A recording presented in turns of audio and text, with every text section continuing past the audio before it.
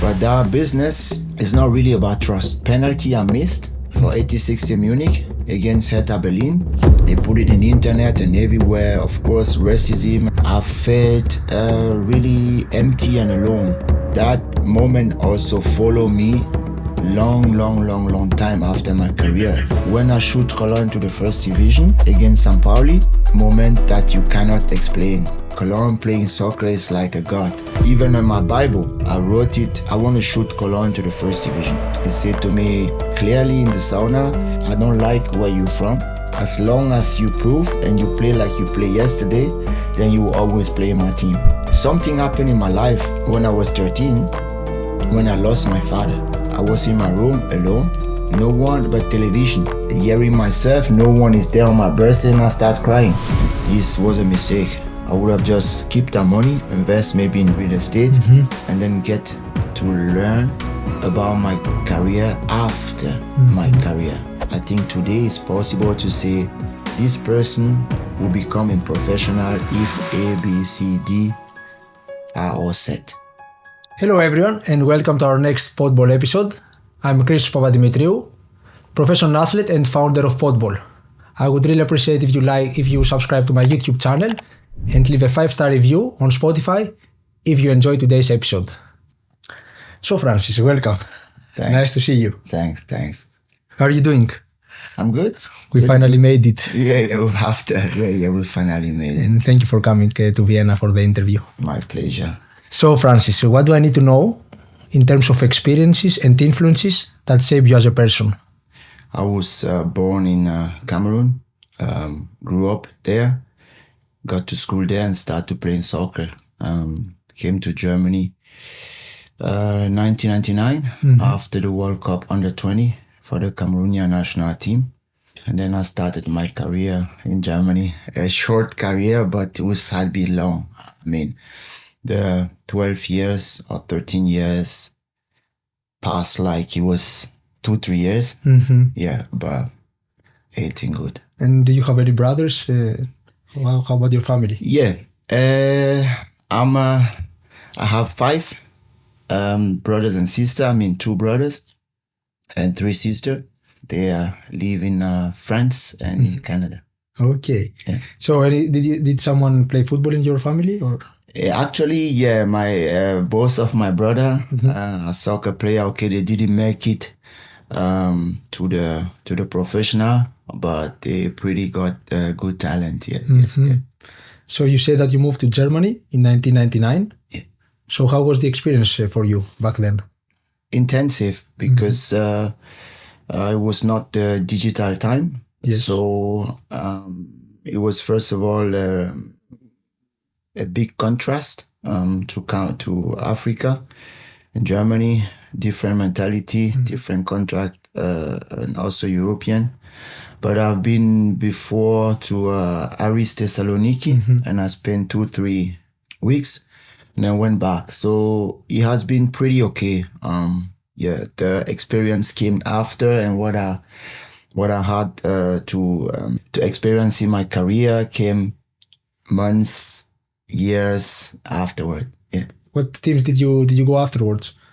I've been first of all in SK Höchst Frankfurt. It was the fourth division club in Germany.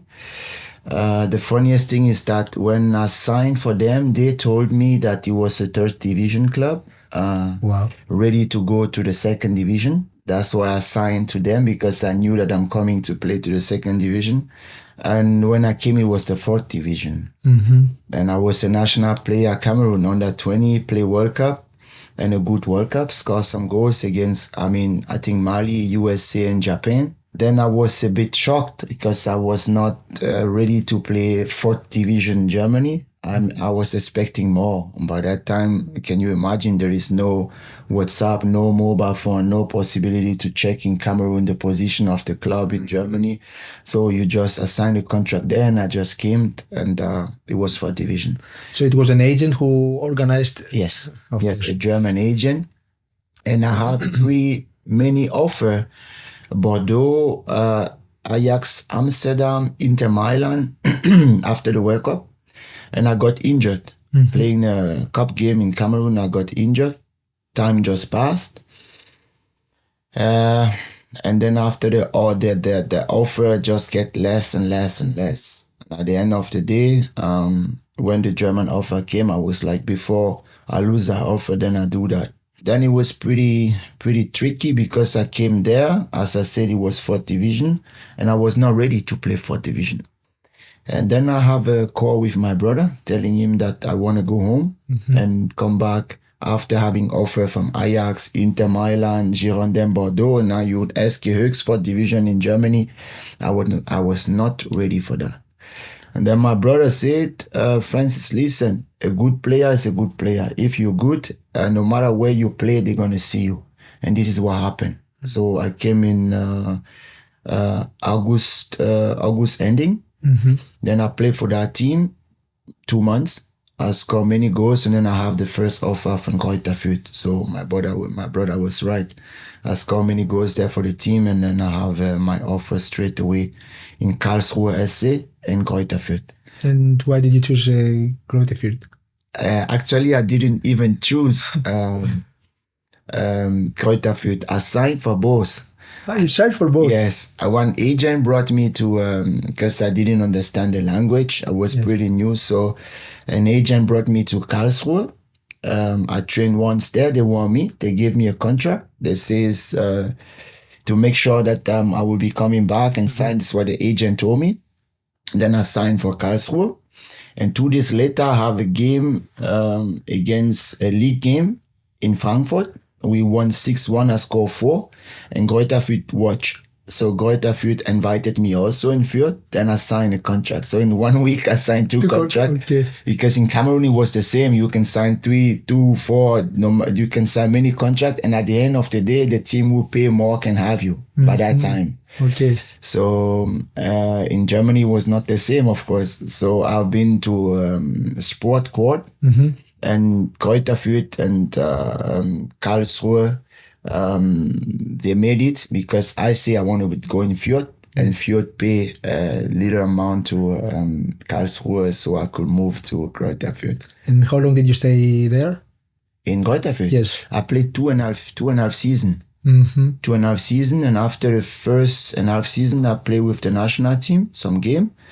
Then I signed for 86 Munich, and I've been on loan to FC Cologne. So Greuther Fürth was in the second league? Second division. So this was the team that you made the first appearances in the second Bundesliga? As a professional player. And how was this experience? Like, when did you make your debut, your first game? Do you remember this moment? Yes, of course. It was pretty exciting because I was a young player by that time. Was not like now where 17, 16 are playing. By that time being 20, was very young in the second division Germany. But I remember that my first game was against Mainz, my first appearance, and I think my opponent was Jürgen Klopp. Wow. It was pretty amazing, but I was expecting to play earlier. So I came in, so I was a striker, so I wasn't happy because I had the belief I have to play from the starting, the first 11. It was okay, and then things moved fast. From there, I play, I train well, and I started playing regular in Greuther Fürth, and after everything just kick off. And after you went to 1860 Munich? No, I signed for 1860 Munich. Yes. Having offer for, I think, 10 or 12 Bundesliga clubs. The same way, it was an agent.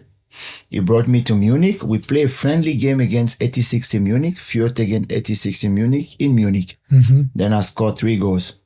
And the former coach was Peter Pacul, the Austrian coach. The one who's in Klagenfurt. Yes, the Klagenfurt coach. And then he said he want to have me. The same thing, a manager turned me to sign for 1860 Munich too early, because then I have offers, Stuttgart, Hertha BSC. I have a bunch of offers, but I signed already for 1860 Munich, and they still have Davos Schocker and other big names. So therefore, they loaned me to FC Cologne. And I've been to FC Cologne and played for Cologne, and we got to the first division, yes. So are you satisfied with this decision? Or would you have... No, it's nothing that I can say. Of course, today, I would have planned my career differently because now I know the game. Yes. Now I understand the game. Now I know how to get ready. What would you have done differently? First thing, I would have not signed two contracts. Yes. And the second thing is I would have prepared myself better for the big option. I signed too fast and I was listening to agent really a lot because the way I grew up, I learned how to trust on people. But that business is not really about trust. It's about control and it's about to implement your thought, what you want to achieve. Yes. Because I definitely know that I had the talent to achieve more. I have players who play with me before when we were young, then they had a great career. They play in Spain, they play Mallorca, they play Real Madrid, they play big. They had the bigger career as myself. So that's what I say. I take what I got, but today I would have definitely decided different. Then I moved 86 in Munich, the same game. I have offer in France. They didn't want to let me go. I had offer in Germany too. They didn't want to let me go because we get back to the second division. So what happened is they wait. And then they told me they just want to let me go if it's a second division club in Germany, but lower because I still have contract. This is where I signed for Weiss Essen. They have been before the end of the transfer period. They were the last in the second division. And they say, okay, we can let you go to the last. And then I went to the last, but when you're good, you're good. From the last, I make good game, I score many goals, and then from there I moved to Energie Cottbus. And Energie Cottbus was the best time, I guess, for your career. Cologne and Energie Cottbus, yes. Yes. So how was to play for a team that plays for relegation? It was a bit difficult because when you play in second division relegation, as a striker, and you play before first division, the expectation is high from the fan, and Essen have a good fan base, so they expect a lot from me. But when you play against the relegation, you don't have so many balls because you play back, right? Yes. You don't want to concede goals. So you were playing in counterattacks. Sometimes even stay drop back. Like when we play against Cologne, I remember with Podolski, against Podolski, we have to drop back. But I have some chances and I score some goals. So and then I could move to Energie Cottbus. I make a great game against them. We won 4-1. And the manager was interested and they signed me. Yeah. And then you played again in the first Bundesliga? Yes. So what do you remember from this time? What is your best moment and what is your worst moment? The worst is definitely the penalty I missed for 86 in Munich against Hertha Berlin. It was really worse, not because I missed the penalty, but because the completely club dropped me and let like I was the person who made that we get relegated. They forgot about the games I played, the goals I scored, the points I've given, and also that everyone missed penalty. So they just put me in front like the target. They put it in the internet and everywhere, of course, racism, and they gave me like, and the only person who got back to me after that penalty was two persons. It was my neighbor, the Uli Honest, and also the Franz Beckenbauer. And they were Bayern Munich people. So the 86 team, they just dropped me under no support, and it was not right. This was the worst moment. How old were you? I was 24. 24. Quite young for... Yeah, and I didn't have family. I didn't even speak the language like today. I felt really empty and alone because when you grow up in Africa, it's everything warm. Yes. It's more family, it's more fighting together.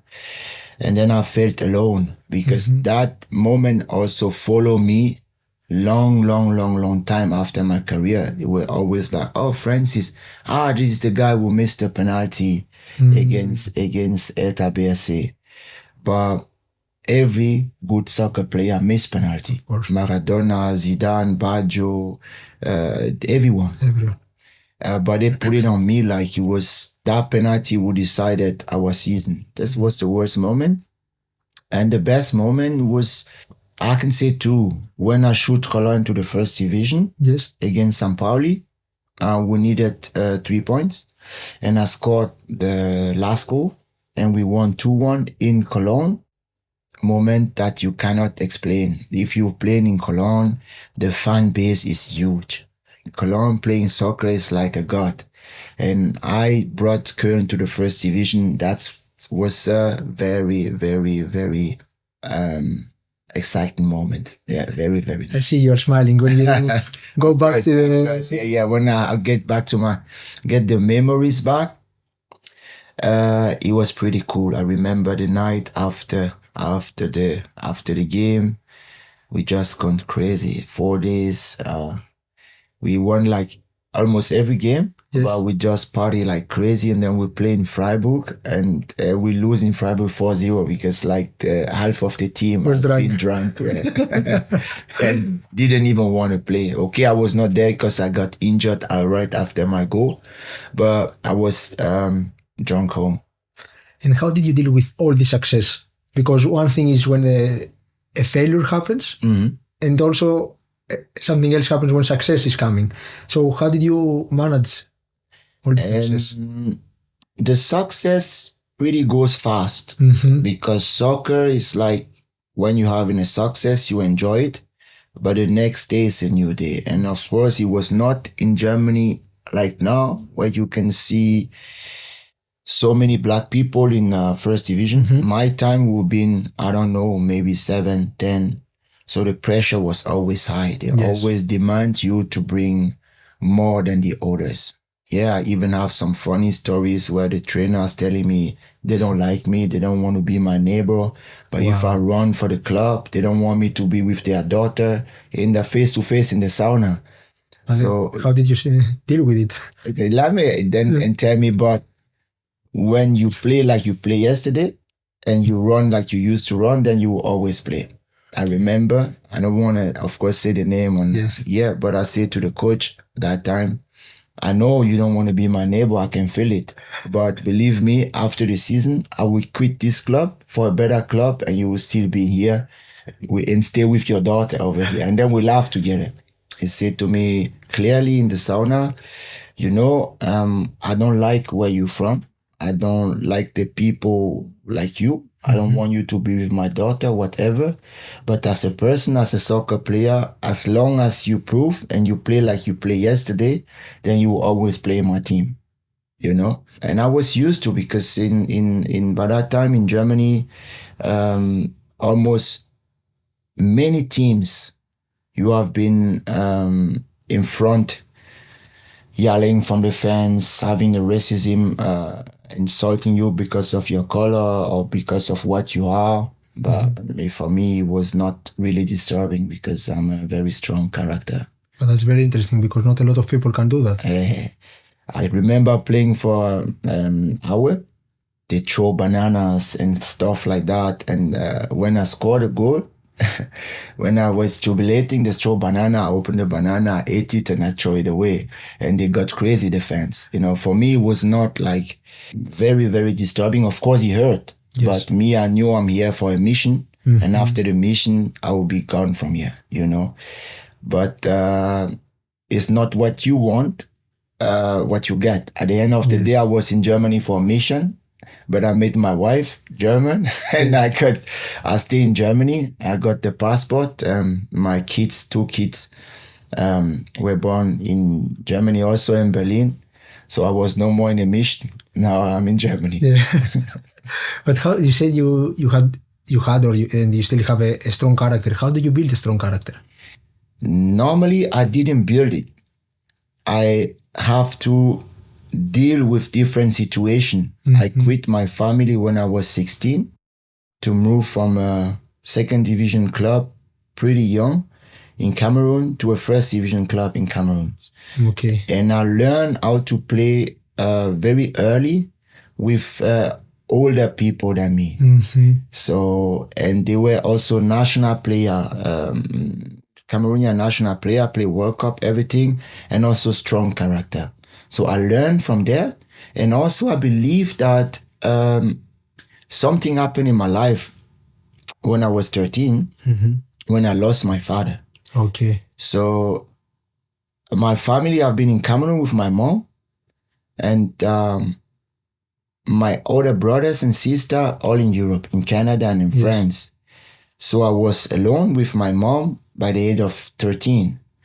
And it was not like my mom has been working. She didn't do anything. So I start from there to fight for me, for my mom, and expecting that the brothers and sister went there because they've been there university, and I'm the youngest. So I think this is the way I built my strong character, because I learned from the beginning to be a man, not to let things come inside me to disturb me, to be focused. Took responsibility in very young age. Yes, and make it. So from 13 to 16, I've been there, taking care of my mom and of myself, going to school. And then 16, moved to the professional team in Cameroon, going to school, being there and playing with older players and national team players. So I always have to fight to get my position. So actually, and in Cameroon was not racism, but also when you play in another cities, they've been like also crazy fans. So I learned fast how to deal with pressure. Yes. And from there, I got the immunization, and I was like, everything was come, just make boom and goes away, you know. Yeah. How proud is your Of course it hurt. Of course it hurt, but outside I was showing that it doesn't hurt. I was showing like a very strong character inside, but it's had been many nights where I was in my room crying. Of course. Missing my family, missing my friends. For example, in Cologne from the beginning, I didn't play. I always come in, but I was the best player, but I couldn't play because the striker, they know each other since long time. Christian Springer, Matthias Scherz, Dick Lottner, and Marco Kurz, they have been friends together. So I came in, of course, they didn't give me the space to play. They play together, they don't give me the ball. So I went home and I was frustrating, of course, because I know I'm better than the one playing in my position, but I couldn't play, and the trainer asked me to be patient. And that pissed me off. I remember also when I got 23, I was in my room alone. No family, no one but television. They came, they make an interview with me on my birthday, show me Cologne. And after I showing the interview, the way I'm happy in Cologne and that, many things. But when I went back to my room, I opened my room alone. Still alone. Hearing myself, no one is there on my birthday, and I start crying. Means has been you got you got used, you get stronger, but inside you're still a man, you're still a person, and you're still a kid, you know, and a lone kid, you know. So, you have liked to share these stories or these moments with someone. Would have been easier for you, because it seems that you went through alone. Yeah, definitely. I mean, I share it later on with my wife, now with my kids, with my boy, which is also a good soccer player, and also with many people. But that moment you can't share with anyone, because don't forget, when I've been in Cologne, we have phones, Nokia, not digital. The only thing you can do is to send MMS, they call it MMS or SMS, or call people. But call from Cologne to Cameroon was not easy, because it costs a lot of money, you know, or you need to get some card, you know. So, and sometimes also you want to share that moment with someone, but you know that sharing that moment with your family would hurt them more because they miss you. So you keep it inside you. And sometimes when I was also in Cameroon by the holiday, seeing my mom asking me how you going, then I start crying. Yes. You know, but I say I'm good, but you see crying because of course it hurt. Professional life is not an easy life. It's the best thing that you can have, because you have what you love to do, what your passion, you win money with that. Moreover, even now it's more money than on my time, but it's a real pressure life. You have every day you under pressure. When you a foreigner, be in a country, every day you're under pressure, because you need to prove like the people born in the country. What advice would you give to an athlete who leaves his home country to come abroad to play for another country? The only thing, I mean, many advice I can give. The first thing, what I would say, what is the truth is you need a plan. You need a plan. From that plan, you need a target. Then you need to get the target to say, this is where I want to be. I did it also myself, writing it. Like I say, maybe I can show you when I came to Cologne, I wrote in my book, memory book. Yeah. Memory book. And even in my Bible, I wrote it. I want to shoot Cologne to the first division. I have it. I show you. My Bible, I got it when I think I was 13. I still have it, little one. So I got my target and my plan. But what I didn't get is a good management, because the manager was just interested in making contract and have some money, and you don't know it. You're young and you don't know the language. So what I would advise to an athlete is, first thing you need to do is to have a plan. Yes. Plan, and after that, the target. From that plan and that target, every day, work hard to reach that goal. Would you say that the language is also important? Of course. To learn as soon as possible? Because for me it was also, when I first came to Germany, I was trying to speak in English, but no one answered. No one answered, yes. And I think it's not like they didn't speak English. They spoke English back then, but they just didn't want to. They have no interest to answer, because you're there to take a position of someone from there. So it's I can understand it. Now, after living 24 years in Germany, or now 25 years, you can understand also that it's like you come in here and you want to get my bread and all the stuff, because of course when you're on the spotlight playing soccer and it's a spotlight that many people like, because it's just different. You can't explain. So the language is very important. But before getting to the language, because not so many people can learn a language. Yes. This is a gift. It's important to learn your sport-specific language. Yes.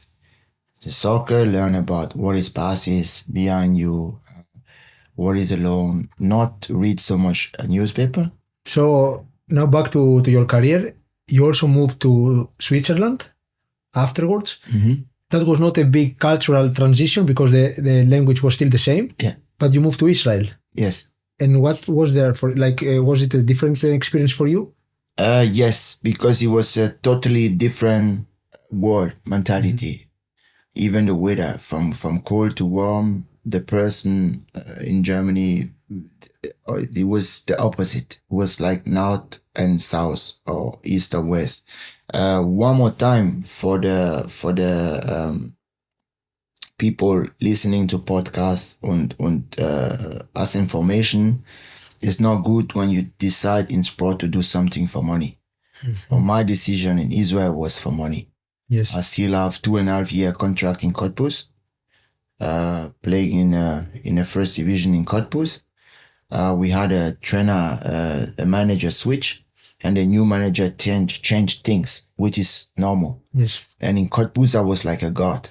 So when the new manager came, it was from Bosnian or Serbian. Then he changed things and he brought his player in, which is normal in soccer. And then I got pissed because I was a legend there. I shoot the team to the first division, and then we have some very nice time. Then I wanted to go.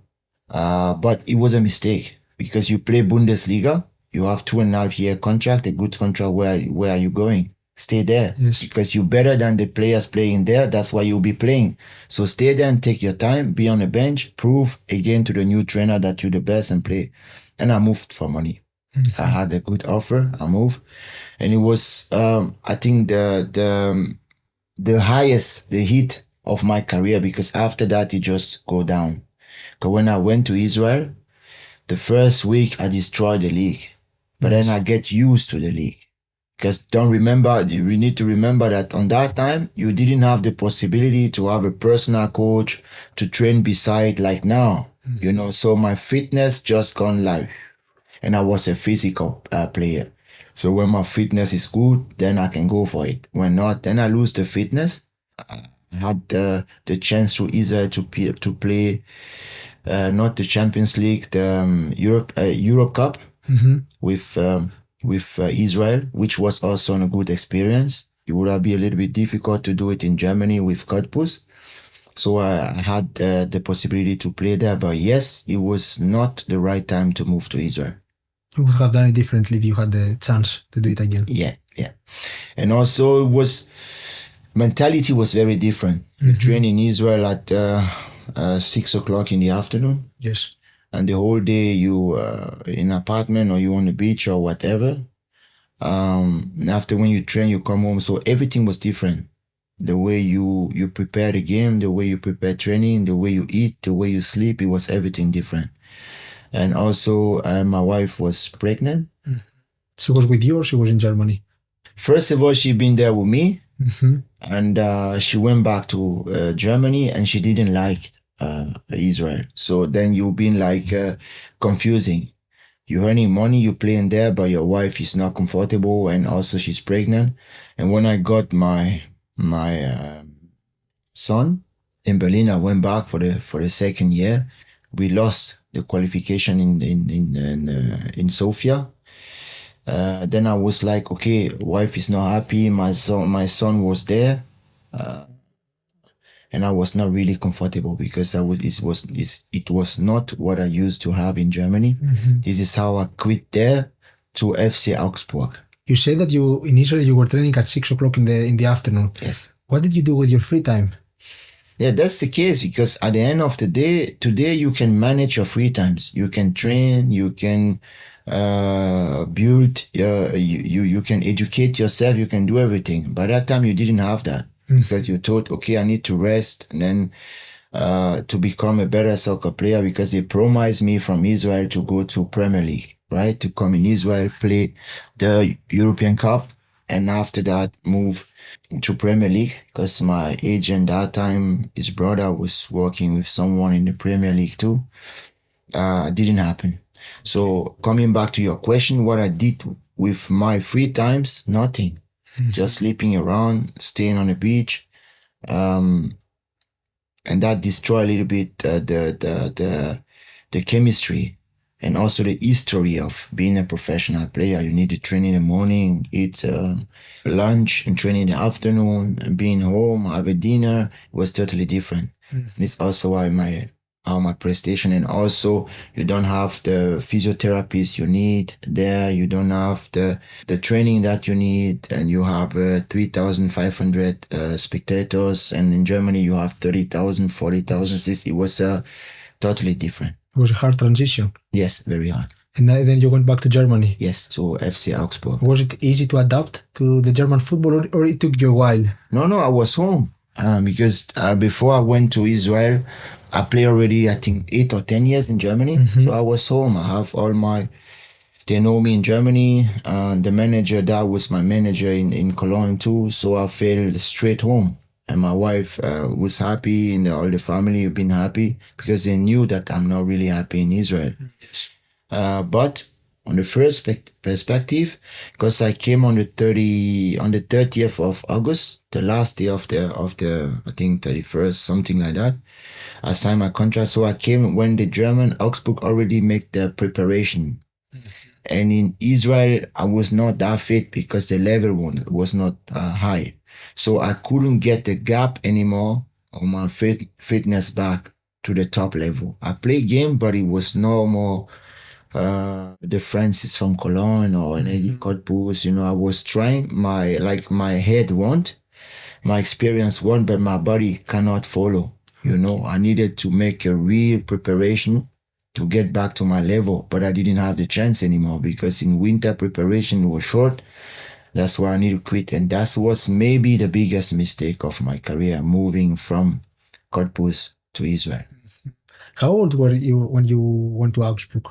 I think 28, 29. And did you have some thoughts of retiring from sport? No, I didn't even think about that one. Okay. I was thinking, of course, I invest a lot. I invest in my, around me, real estate and so many little things, small business, big businesses. I invested a lot, but I didn't think about the most important thing, to educate yourself. I know you a little bit more now, and I know that also not a lot of athletes take the time to invest their money to educate themselves. So you would suggest to do that?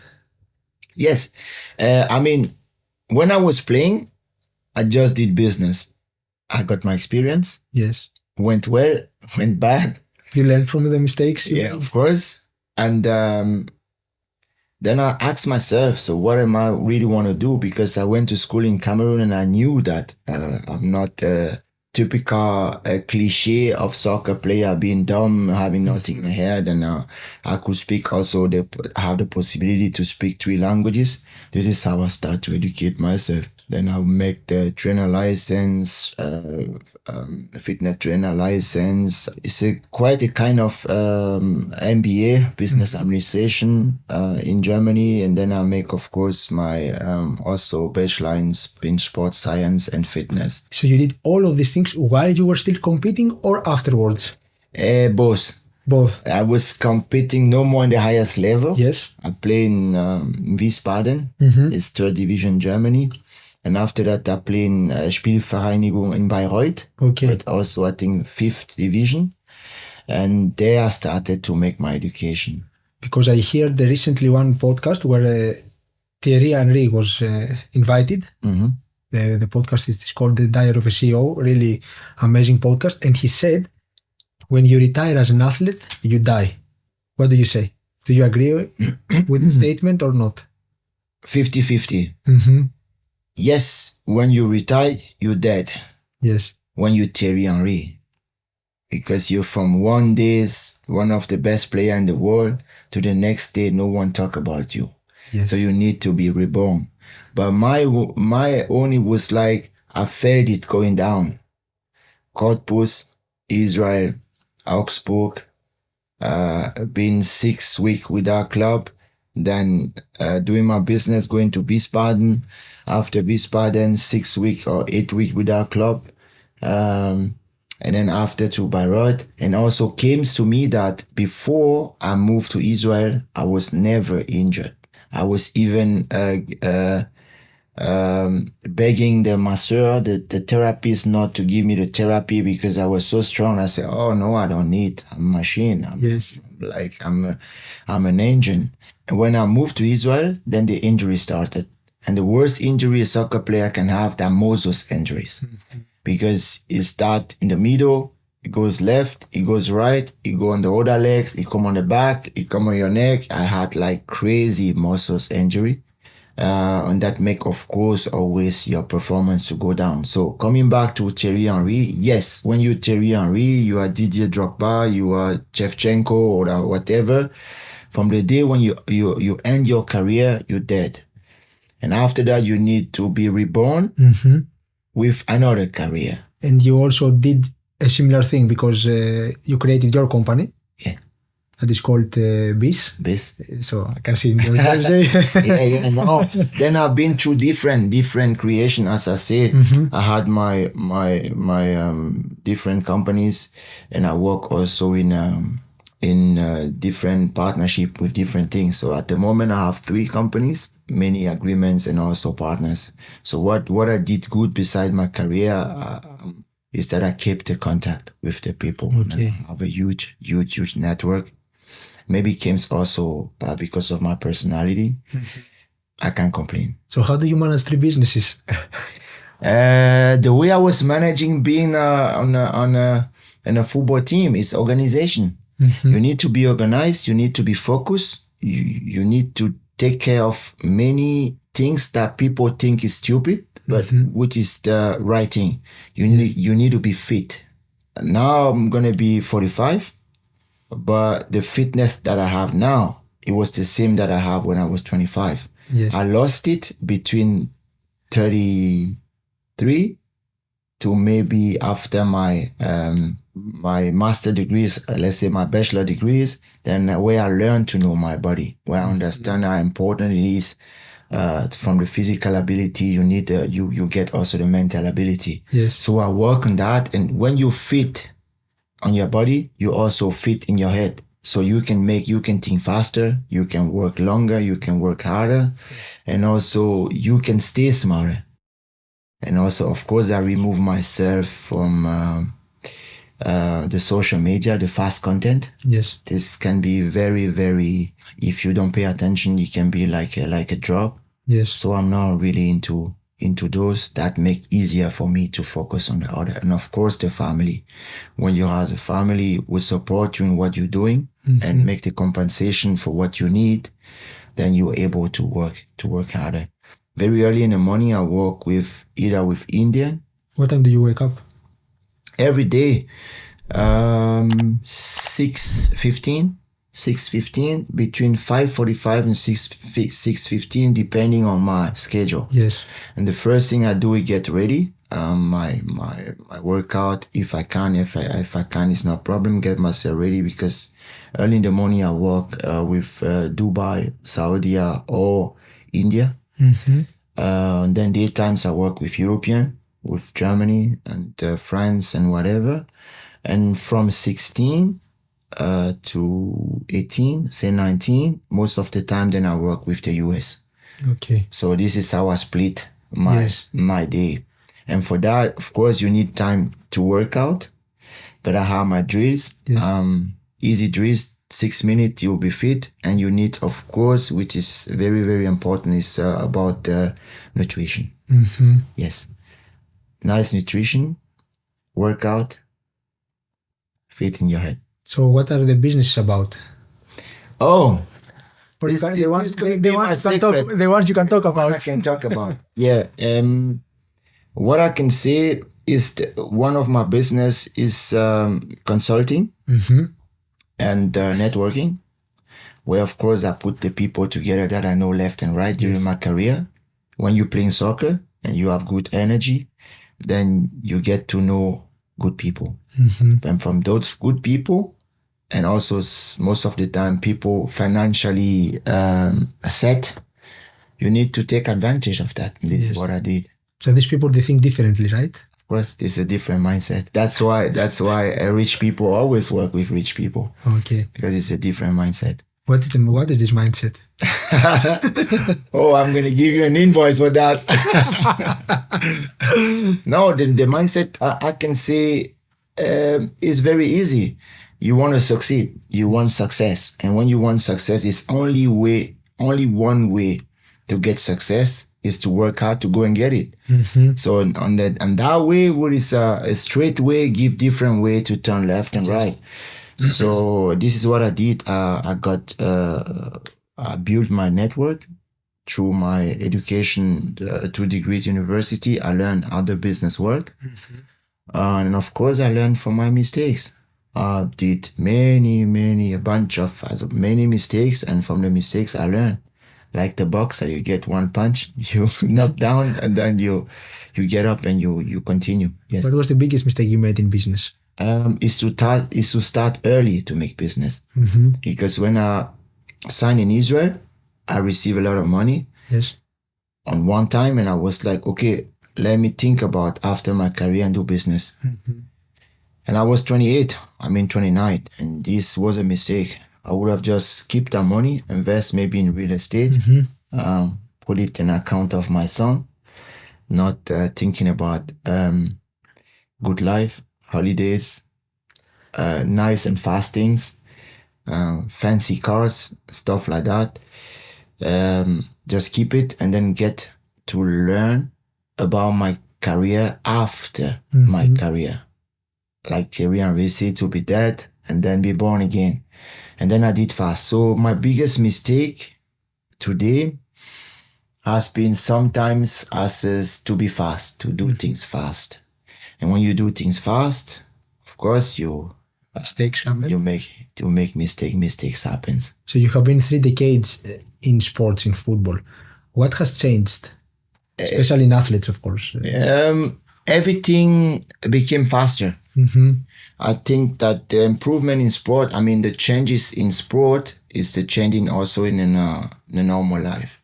Everything became faster, and faster means you need solution. So I remember, I can say that the people play second division. There's 75% of the people I play second division with, they won't be able to play today second division. Only with the new kind of performance. Everything became faster. Things are no more lasting. It means you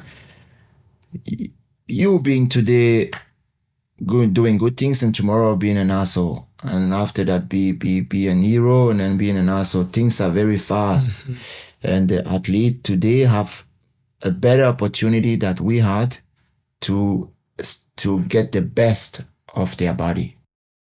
But still, many athletes don't even know how to get the best of their body, and this is what, in my opinion, actually can be improved. But the athlete today have all the opportunity to make it. Today, as I can say it, is that the success can be planned, and they even have the best case in front of them. When you see a player like Cristiano Ronaldo, he built his career. He built Cristiano Ronaldo. And when you have the opportunity to do that, I think today it's possible to say this person will become a professional if A, B, C, D are all set. Coming slowly to the end, I would like to imagine yourself, okay? You wake up tomorrow, you are 18 years old, but you have all the experiences you have until today. Yeah. What advice would you give to Francis? If tomorrow I'm born, I'm 18, let's say 19, yes. I just land in Germany, in Frankfurt, and then I start my career with my experience.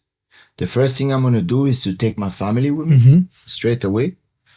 Not starting banging left and right. Take my family with me to we have a stable home.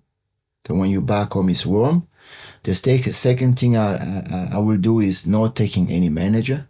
No manager, but to take the right person, like a good lawyer, but not a lawyer in the soccer, but a normal lawyer. And then to build my team around me. Because you have the money for that. Yes. And you build your team. Means you take your doctor, your physiotherapist, your athletic trainer, even your marketing, event, and PR, communication, and then you build your team around you. And when you have the talent that I had, you will play in big teams. Because injury also happens when you undertrain or overtrain. So when you have a team around you about that, you can even avoid to be injured. That's why the big players are less injured. If you look at the list of the 50 best players in the world, they're also the 50 best players because they're always playing. And a lot of players, they have their team. Exactly. Almost today, all the big players, they have the team. Follow the example of Kylian Mbappé, whose everything is built around the family. I heard a story when I was in Paris 3 weeks ago. He doesn't even drive a car. When it's out from the apartment, inside the bus, everything is black. So he doesn't even have the stress to drive to the training. He's drove to the training. The only thing he need to do is to play soccer. So if I was born tomorrow again, I will make sure that the only thing I need to do is to play soccer. Great.